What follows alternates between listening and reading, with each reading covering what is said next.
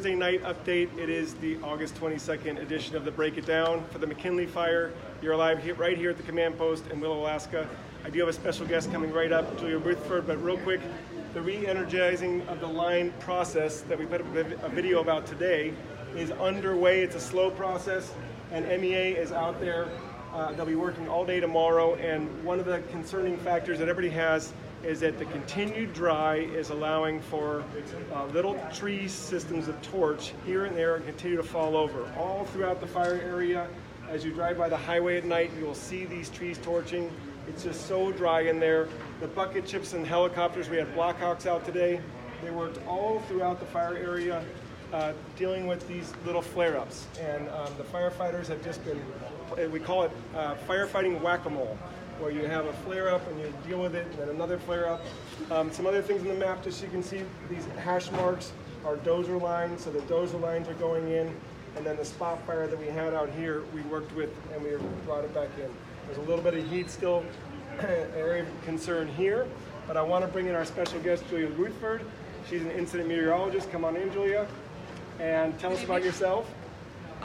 Incident meteorologist. I work out of the Anchorage forecast office, and here on this fire I'm doing forecasting just for this specific area, really focused in on this fire specifically.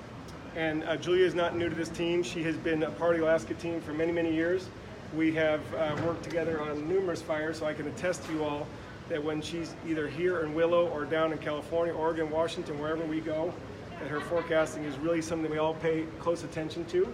Because this is what you do. I mean, this is, when I say an expert, this is what you do. All that you do, right? Yes, it is.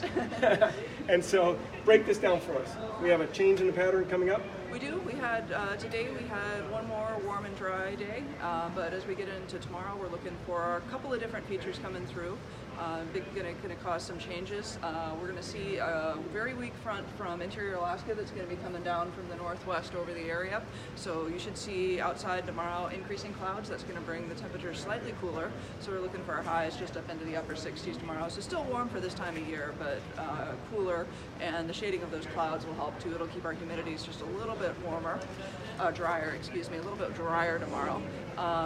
In the afternoon and evening, we even have potential to get some real isolated showers over the area. They're going to be really light, just sprinkles, just like enough to get your windshield wet kind of thing, not have a huge impact on the fire.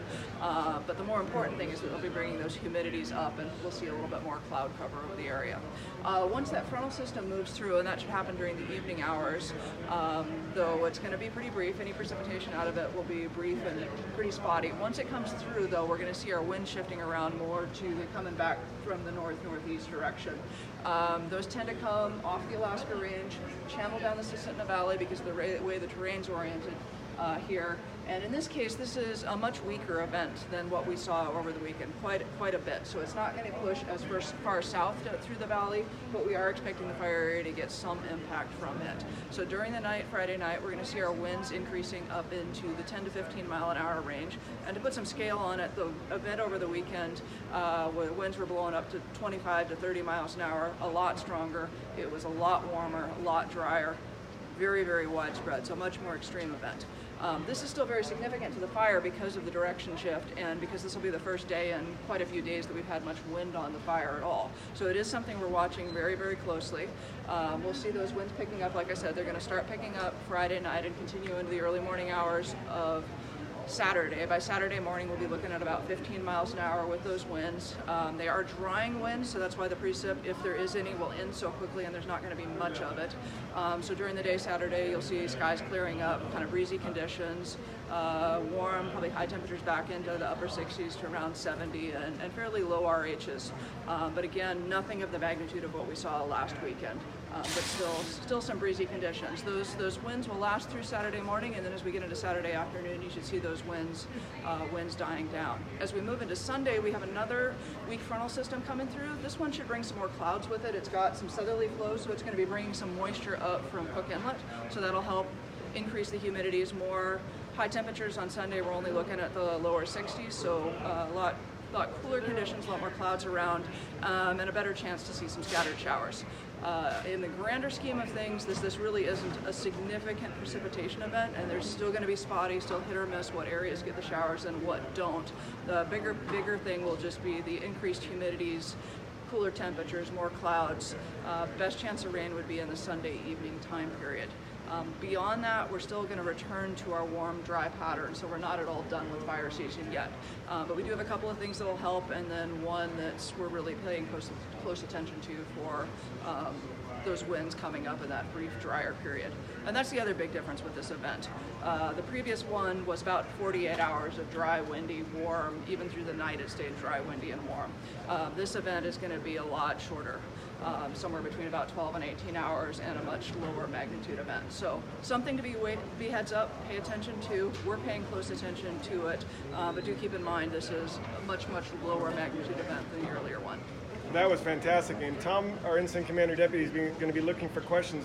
I know I always have one as a firefighter myself, which is, so we build a plan around your weather offer because it's that important. And we've been working really hard down here in the south to make sure this all has dozer line around it, and that we've been bolstering up. By the end of tomorrow, we'll have 370 firefighters on this fire, which is a big jump, and a lot of that is to make sure that we're bolstered for this event. So in the event that the wind pushes, we know we're going to probably have spot fires, and then we'll probably have a rate of spread, but that could also potentially impact some areas down here, right? And so we prepare for everything in that way. And then we talk about the Ready, Set, Go system. So your weather is one of the most important parts in our looking at the Ready, Set, Go. This area is in Go, but then a lot of folks right now are mentally in Set, but they haven't maybe been told that or what have you. So I guess tomorrow one of the plans is to reassess everything with your weather, and then the fire managers will start making some decisions about how we should communicate what's getting as we get closer, right? Yeah, and as we get into tomorrow, we'll be able to see the frontal system on satellite imagery as it's coming down, so we're going to be able to refine the timing on it, exactly when those winds are going to come in. Big difference between whether they push in at night when it's cooler or push in during the day when it's warmer. Like I said, right now it's looking like they're going to come at night, but once we can actually see the front approaching the area, that'll give us a lot better idea. As it gets closer, we can watch the radar and see how much precipitation's actually with it. I mean, that's one of the big uncertainties is how much rain and where is it going to fall.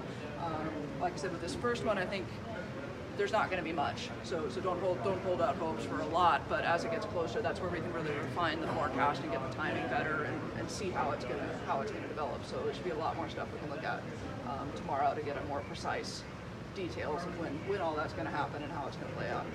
Great. And Tom? So I think it might be worth talking about is what we're trying to do is prepare people and put them on notice as opposed to worried or scared, which I'm seeing in a comment or two. Okay. We're not trying to scare people, we're just putting them on alert and raise their awareness level. Exactly. So we also want to give folks who have called us a real thank you for those calls. We do know that pretty much every homeowner anywhere near the southern end of this fire, all the way down to the sockeye burn scar, has been calling in and checking about should I be ready to evacuate? Will this fire make another big 5-mile run? Once it hits the sockeye fire scar, what would it do? All those type of questions. And we always say to you, you're thinking the right way because you're prepared. You're basically mentally in that set mode. What would I do if this fire or a new start were to impact my house? And what Incident Commander Deputy Tom Kurth was saying is that we want you to really understand what you're thinking. When you're thinking that thought, you're putting yourself in a set system. The set is the level 2 evacuation, where you're about a few minutes away from having all your important things together, your pills, your plants, your pets, your papers, and you are ready to move on to a safer location. And so we're not getting a 30-mile-an-hour wind. No. And what my purpose here is to plan for the contingencies, come up with the forecast so that the team can plan for the contingencies and so that you all know what to get ready for. So that's that's what we're looking at here. What is this? What does the weather have the potential to do? Weather's always uncertain with the forecast. As it gets closer, we can add more detail to it. The magnitude of the winds, that's something we can refine as it gets closer in time. But what I'm looking at is what is their potential? What could happen with the weather coming up? And what is the system likely to do? And there's still uncertainty about how strong the front is and how strong exactly those winds are. But I'm looking for not worst case scenario, but the most likely thing that we need to plan for, and what's possible, what's the range of possibilities we could have out of this event. And I'm very confident that this is going to be nothing like the Saturday and Sunday event was. It does have the potential to be dry and breezy. It is something we need to pay attention to. It's something you all need to pay attention to. But it's not anywhere near as scary an event as what happened this weekend. Not anywhere as near as huge. That's kind of my perspective on it as a forecaster. And maybe while we got a night audience here, let's explain what happens at night when a black spruce falls over into a hot ash pit or something, and you get this flare up, right? Right. We've had some pretty. I've heard some discussions with the ops folks, and they've come in here and said, like, "Wow, there's been some flare-ups that look like that might be an involved structure." And when they get over there and check it out, it's actually a jackpot of fuel. Yeah. And those breezes have been knocking trees over. Trees are fire weakened. They can get into a jackpot state, combust. And they're at night they appear somewhat spectacular, and they're a little bit, they're dramatic. But it's a good thing that this burns out, because in the morning time then there's no fuel left in there. So exactly. In fact, the night division supervisor Cody said this morning that he got a call from somebody who said, "Oh, there's definitely a big flare up over there." And of course, everybody's mission driven. We want to do a good job. We want to pay attention. And so he went over and it was exactly what Tom just described. There was one black spruce that had finally teetered over onto a duff layer, but all of its pine needles went whoosh all at once. And to that person who's sheltering in place and could see that off in the distance, it was like, "Oh my gosh!" But it went like that, and it is a flashy fuel. And at night, we're looking at a lot cooler temperatures. Humidities are a lot higher. So if you had a time that you wanted this sort of stuff to happen, with the fact the weather's a lot more mild, nighttime is a good time with this humidity is low, with this humidity is high and the temperature's cooler. It's a lot quieter, typically fire weather-wise at night, much more mild conditions, more stable. You do have the smoke hanging in the inversion, which is a nuisance, but it is something that, and definitely a health impact, but it's something that keeps the whole weather conditions a lot more stable and a lot more calm at night when it's cooler and higher moisture like that. So in the instance of the winds, now that the timing of the winds look like they're going to be coming up Friday night as opposed to during the day Saturday, that's actually a good thing, because they're not combined with the really warm temperatures and the really dry humidity, so that'll make the event milder than if it occurred 12 hours later during the day on Saturday. Exactly. Tom? I think we're good. Okay, so let's just do a little bit of a recap. We have our weather expert who's given us the weather report that we might have a few sprinkled showers, but we would need basically like days and days and days and days of rain, driving rain, to really to make up for the drought over the last several months. Any moisture really isn't going to do that much, but it'll help us a little bit. Right, tiny bit. Definitely help. Better than nothing, right? It's a lot better than And nothing. so we're talking about the Ready, Set, Go system. We pretty much have felt from all the calls we've gotten, all the community meeting contacts, all the people who we've trap line with and face-to-face, that folks are mentally at a set. The Ready, Set is the level 2, all through the southern end of this fire. Pretty much all the calls we've gotten and all the feedback on Facebook. And so that's a good place to be, even if it hasn't been designated. Tomorrow we'll get closer to you doing more work with the radar and the satellite imagery. And then as you provide that feedback to the fire managers, we build that plan even closer for Saturday. And we'll be hosting a community meeting tomorrow night at the Willow Elementary School at 6:30 p.m. And Julia will do her full presentation there with even pinpoint, up to the minute. More details that we should know a lot more about the timing and the magnitude and how significant this is going to be during that time. Exactly. So if this is top on your list, we want to see you tomorrow night at the community center at the Willow Elementary School, so that afterwards, if like you're feeling like right now, like, wow, I'd really like to ask Julia questions, that's what we do. At the end of these meetings, we're there. We stay until we can visit with all of you, because our goal is to be there for you. So whether you're watching live or on the replay, please post your questions. We do come through them, and we appreciate all the interaction. We appreciate how neighbors help neighbors. So thank you for joining us tonight, and we'll see you again in the morning.